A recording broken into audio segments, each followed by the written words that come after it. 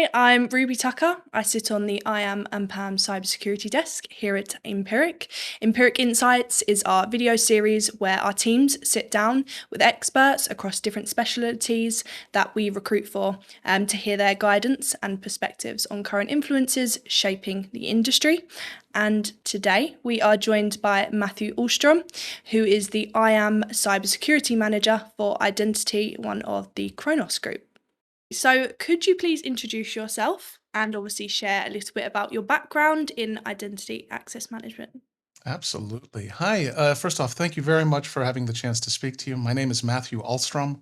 I am the business unit manager for IdentIT in the Netherlands. In identity and access management, I don't think anyone really chooses for this profession. It chooses you. And I landed into this after a long career with IKEA, actually in a lot of different positions. Nice. Thank you for the intro. We've obviously had a lot of talks, Matthew, and you described IAM as a black box. So, for many people, from your experience, what do organisations and leaders most often misunderstand about what identity teams actually do on a day-to-day basis? I think one of the biggest misconceptions about identity and access management is that it's a technology practice 100%, and it's actually people first. It's right in the name, identity and access management. You're dealing with human identities and you're dealing with a business. The technology components have complexity. There's no question about that. But with all due respect to my friends who are working on network development, on web front ends, things like this that are also extremely technical, they have a interaction with the user, interaction with the business. We are the user and we are the business. And I think it's often underestimated how much people work is actually a big part of being successful in identity and access management. Yeah, I couldn't agree more. I think especially on my side, I see the same. People forget that we are actually the users in our own identity access management team. So yeah, I couldn't agree anymore, especially with that point. And so when building identity teams from scratch, how do you decide which roles prioritize and where do you most often see confusion between engineers, architects, and also product owners? Beautiful question. I love it because it depends a little bit where an organization is in its maturity. And the first check is, does an organization understand what they want from their identity system and what they actually want to achieve? Because if there's a lot of just misconceptions, going back to your first question, what is identity and access management? Where maybe a CISO said, oh, I'm just going to drop down a little application and it'll fix everything for me. Then it's good to start already by building the team with top and bottom together. Have a business analyst who can actually socialize requirements, get them in from the business, and an architect who's able to speak with the C-levels, with the CISO, with the CFO, and help these from the ground insights actually be understood by the leadership so they can put together a program. If you're fortunate enough to come in and there's already an identity and access management program there for you, then you're looking to actually build out the delivery capacity. And then you're really looking at your engineers and your product owners. What you basically want is to have folks in there who understand this interaction between the people, the process, and the technology that they're implementing. And whatever knowledge you need to have at that moment to make the next step, if it's not there, that's where you start. So again, if you're going to have to anchor a program, go for the top and the facts on the bottom. If you've got the program, go ahead and fill it in. An architect is going to give you your big time, your long-term roadmap. A product owner is going to give you a stack and access management, identity governance, privileged access management. These specific points that are designed by the architect are going to be filled in. An engineer is going to build what the product owner says they need to have built. And a business analyst is going to be on the side to make sure that all the requirements that people have from the business or from your other technology friends are fed in. And then what you want to have, I say obviously, but the balance between this is variable depending on where you are in your roadmap. But you really want to put it all together. You don't want to ask an architect to go into Entra and do ClickWorks, and you don't want to ask a business analyst to go and talk to your CISO. Yeah, I agree. I think, especially from our side, when we're working with so many different types of clients, a lot of things that happen on our side are architects are doing what a typical IAM engineer would be doing, but just have the title of an architect. And that's where obviously the confusion happens. It definitely makes it difficult for us on our side to try and sell these positions to people on the job market when the specialists come back to us and say, well, this is obviously a typical engineering role, but it's getting getting given to people as an architect. So yeah, I agree with exactly what you're saying. I think the confusion makes it a lot difficult, or more difficult, when hiring as well for these specialists, because there's confusion around what actually they're going in to do, and when they go into the job, they're actually doing something completely different to what was obviously spelt out to them. So yeah, perfect. Couldn't agree more on that one. And I think what was intertwined, especially with what you was just saying there, was focus on like the soft skills and delivery on the soft skilled side. So you obviously raised the importance of soft skills alongside technical ability as well.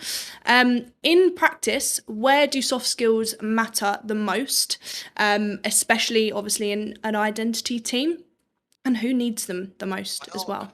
That one, I'm going to say something really kind of simple, but also difficult. Everybody needs them, because you said the most important word there, team. I have had some amazing engineers in my teams before, folks who have brains for days, the kinds of people that, could code a whole identity application if you gave them a chance. The problem was that they really had a hard time interacting with the people around them. They weren't able to understand the vision of the organization in a good way. They weren't able to collaborate in a good way. And this creates problems of scale. So right off the bat, if they're not, let's assume even that they were able to get a good, clear vision and a good roadmap on what they had to build. That's an army of one. If you actually run an identity program, you need to be able to scale up and scale up and scale up. And that requires people being able to work together. And those are the soft skills that really, really matter. And in my experience, I've had it time and again where I would rather have a really collaborative, but maybe mid-skilled engineer come in who has still maybe a lot to learn, but isn't afraid to ask the colleague for help, isn't afraid to say, hey, you know what, I'm going to go talk to that stakeholder because I'm not sure I understood that requirement. And you know what, maybe they need twice as long to build it, but they're going to do it in a way that's long-term successful. And they're going to be the one that gets the call from that stakeholder who remembered that they got asked the question. They're going to be the one that the other colleague comes back and says, you know what, I like to work with you. And we want to work with people we like to work with. Those are the soft skills that actually matter. So and also, and then when it comes to architects, I mean, I think we all know, anyone who's worked with an architect knows there's a particular blood type. An architect by definition has to have a lot of confidence. They need to be able to stand in front of a room of very important people, come with a pitch, show a roadmap, and defend it. I've had architects who are a little too stubborn, maybe a little too self-confident. And there's a fine line between defending the roadmap and being an arrogant SOB. And I say that with a bit of twinkle in the eye, but I've had projects actually lose entire quarters of productivity simply because one architect was perceived as being a little bit snooty. So there's a little bit of, as an architect, being able to bring your very important roadmap to your leadership and helping your leadership buy into it. And these are the soft skills that come up. It's not enough to just be able to work Archimate. It's not enough to be able to know all the protocols. You need to make sure that all the people who are paying for it and who are using it understand it, and that your colleagues who are helping you achieve the results are buying into it as well. And that's why soft skills really matter a lot, next to the hard skills. I think the main takeaway we got there from that was don't be snooty as an architect. Nice. Well, I think as you just mentioned there, obviously many organisations struggle with like team composition, whether that it's junior or maybe more senior profiles, or balancing in-house, so nearshore and also offshore talent. What have you learned from experience about getting that mix right? Beautiful one. I think the mix is contextual in the sense of there's always a cost dimension. Companies that go for offshore tend to have really big needs and are looking for a scaled solution. They're like, gosh, we have just so much to do. We don't want to pay a lot for it. And they may be, are a bit reductive in their requirements. Then they say, you know what, we need a lot of people, and they're not. And at that point, it's difficult to be precise on the individuals. And then this is where identity and access management leaders come in, because if you're whether it's HR, whether it's procurement, whoever's making the call on that you need to get in some offshore, it is as important. Again, we go right back to soft skills. The best offshore teams that I've worked with were the ones who are open to actually connecting on more than just the work, meaning they're coming in for the meetings where it's just a team meeting. You're talking about, you take the 15 minutes to talk about everyone's holiday. You take so you congratulate somebody on a new baby. I worked with an Indian offshore partner for a long time. The best results there was actually when we did even like programs. We went over to their side to actually, I visited them a few times to make sure that we had a good team connection there. The other way around, they came out to visit us. If you don't have the budget for that, that can be. I mean, because it costs a lot for airfare and to put people in hotels and things. But what this allowed is that the teams really didn't see the difference between I'm offshore and I'm onshore. The offshore team felt as committed to our result as if they were actually on our payroll. And that's the result that you want to see as a manager. Other way around, it's a question of respect. I've worked with in-house teams who, to phrase it delicately, had the mixed opinions about offshore teams. And as a result, they just wouldn't even bother. And that's shooting yourself in the foot, because these are the tools that your leadership has given you. And if you disrespect those tools, your own delivery will suffer, and you will not actually have the results that you need to be able to motivate your roadmap further. So it really is about just going right back to being a human being, making sure that you treat your offshore with respect, that you help them understand why they're a big part of your success, and make sure that they really know that you see them as people, not just far away people. Yeah, I really like what you said there about obviously seeing each other as people. I think that is the be all and end all, right? You want to work in a good team together to get the best results. And I think again that the teams that thrive the most, and I've experienced this in my own careers, are the ones that are really connected together as a team, without judgment, and obviously being able to help each other. And that's when you get the best product, especially and probably even more so in identity and access management teams, because it's all about you at the end of the day. You are, again, leading back to you being the end customer. So yeah, I couldn't agree more with what you've just said there. To wrap I want to up, add I want to add just one more dimension to that, because go ahead.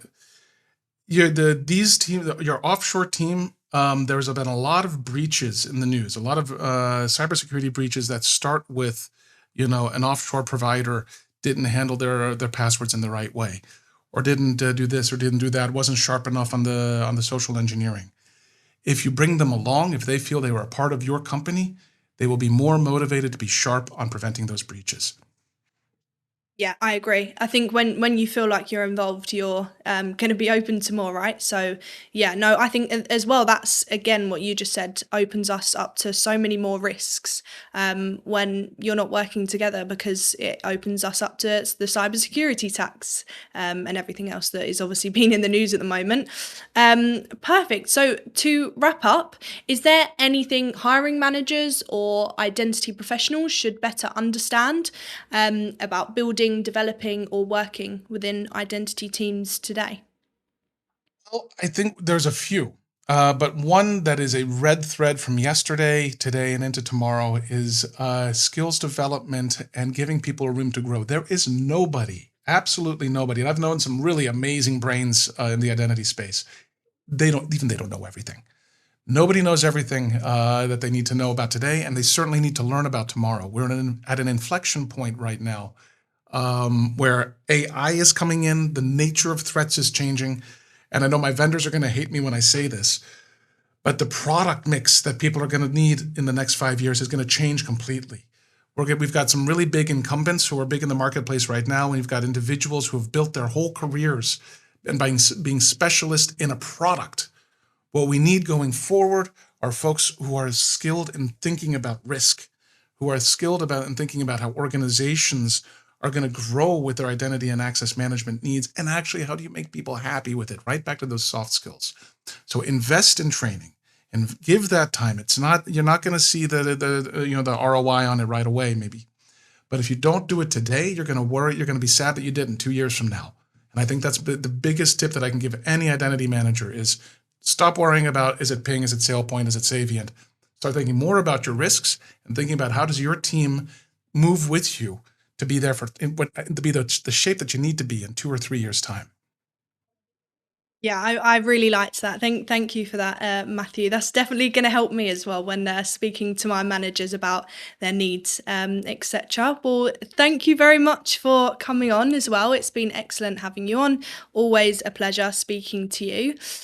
Do you have anything else that you wanted to add? Just follow me on LinkedIn if you like what I have to say. I talk a lot about identity and access management. Check it out. I talk a lot about non-human identities. I love identity governance. I talk about building teams. Just check me out on LinkedIn, and if you're in the market for identity business, you'll find some links for booking an appointment with me too. Excellent. Yeah, definitely. We're obviously going to post this podcast across our media. Please take a look at Matthew as well, and also take a look at the other insights that we're currently doing at the moment as well on our Empiric page.